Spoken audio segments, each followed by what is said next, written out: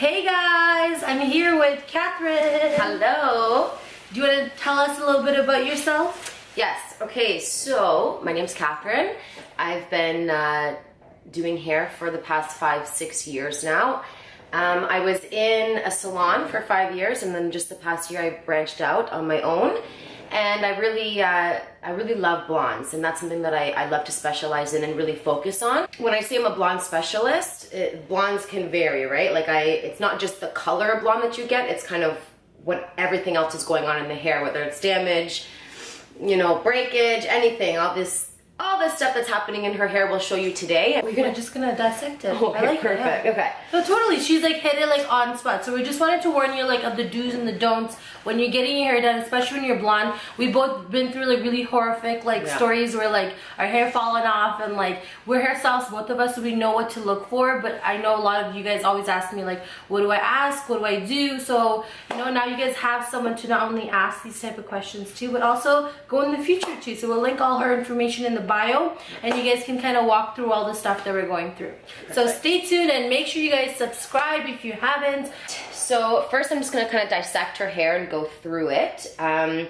She has about, I don't know, 2 inches of her natural, and she also has a few grays. I'm not going to say how many, but a few. There's a lot more than a few, guys. I'm like old soul. I tell you guys this all the time. Yeah, so she's quite blonde on the end, so this is a little bit over processed. So you want to make sure when you're getting your color done that nobody is going past this part when you've already like that blonde. This blonde, because what's going to happen is it's going to sit there for 5 minutes and it's going to fall right off, and you're going to have so much damage.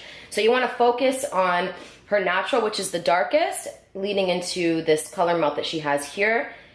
But this is permanent, I believe, right? Yeah, the in-between is because my hair is gray, so I had to lift and tone at the same time when I was doing it. And I did it by myself, guys. So. And you know what? It's pretty good. It's pretty good for someone to do it by, like, very good actually for someone to do it by yourself. There's a little bit of bleeding in there, but thank you. I couldn't even do it by myself, like legit. So my biggest questions that I have is, you know, I want to be a white blonde in one session, okay? It's not gonna happen. Like I have pretty much almost like I have dark hair naturally. So does she, as you can tell. It's very, very dark. And I've been 2 years trying to go blonde, and it's just not gonna happen overnight. I say going blonde is like a relationship. You really have to commit and be dedicated. And honestly, it takes time. Yeah. So, and the best way that I can explain that is there's 10 levels of 10 levels of lightness, I guess. Yeah. 1 being the darkest and 10 being the lightest. She's at a level 2, I would say, 2, 3. Very, very dark, almost black. So when I apply the bleach and highlights, she's only gonna lift a few sessions. So in order to get to that level 10, she has to lift 8 levels, but it's gonna be yellow, orange, whatever. So it's better to go a few levels at once and then come back in 2-3 months, go again, until you get that perfect blonde without damage, and you get your desired blonde. It takes a little bit longer, but it's nicer and it's not damaged. So I'm gonna apply the bleach 2 inches on her natural, and then once that's processed, I'm gonna go back in each highlight, each foil, and pull through to here. So then she gets a full, so this color is roots to ends basically. I don't think I'm gonna do a root melt on you. Perfect. All right, so she's just gonna go mix some colors, and we'll be right back when we start doing the process. So you see how I'm not overlapping onto this blonde? Because as soon as I do, it's literally gonna snap right off. And I'm just taking really fine sections. I'll show you in the next section. So why do you find that finer sections is better than thicker sections? You're gonna get that when you do thicker weaves or thicker slices, you get that really harsh line. So with my highlights, I go really, really fine and a lot. Like you'll be here for a few hours, but it's worth it. It's worth it. Why? Because it takes time. When you do thicker pieces, you're gonna notice in 2-3 weeks when your hair's growing out that it's growing out. But when you do really fine baby lights, some grow out differently. So it still like looks like you see how it just kind of grows. I can't really explain it, but it's much more natural, and you're gonna get a longer wear out of it. One more little hack when you're going and getting your color done. Every time I've gone to the salon, I've always noticed people spend 15 minutes on the back of the head. And when they're rushing through it, they think, you know, most of the time they think, oh, no one's gonna look at the back of the head. It's not gonna part there. That's so true. You know what I mean? To go way quicker in the back. Oh my God, I've always had, you know, the bleeding, the dots, everything in the back, and it's like, you'll be able to tell, right? Yeah. If it doesn't feel the same, then just take a look at your hair at the end of the back of your hair at the end of each session.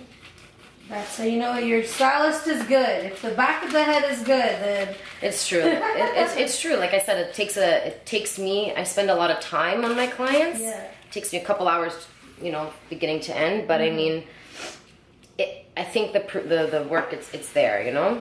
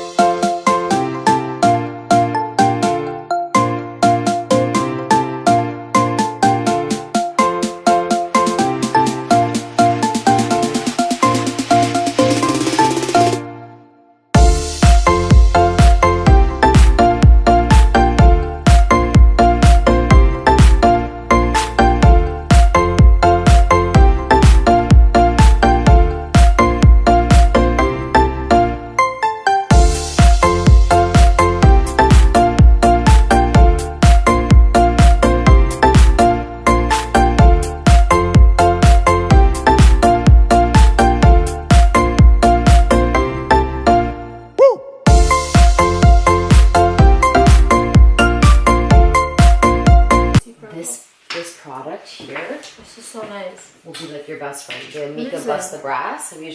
Oh, it's mousse? Yeah, and you put it in after, it makes it so soft. And it's treatments. Whoa. To the crown. Turn, rotate, rotate, rotate. Everything's there. Now I'm going to do her face framing. And this is so important because as everything else in the head is important, this is more important. Mm-hmm. So super, super fine. And you know when you get that, when you see on like Instagram or whatever, how they have like the really thick pieces in the front and then it goes into like a Rudy, that's what face framing is. So you're gonna work on an angle here, but you're gonna start here. And they're gonna do 2 slices back to back. Very fine. Do you find that you change your like positioning for each person or like? Depends on the hair, yeah. Like you have thick hair, so like you can go a little thicker, but usually my placement, how I do foils, is kind of always the same.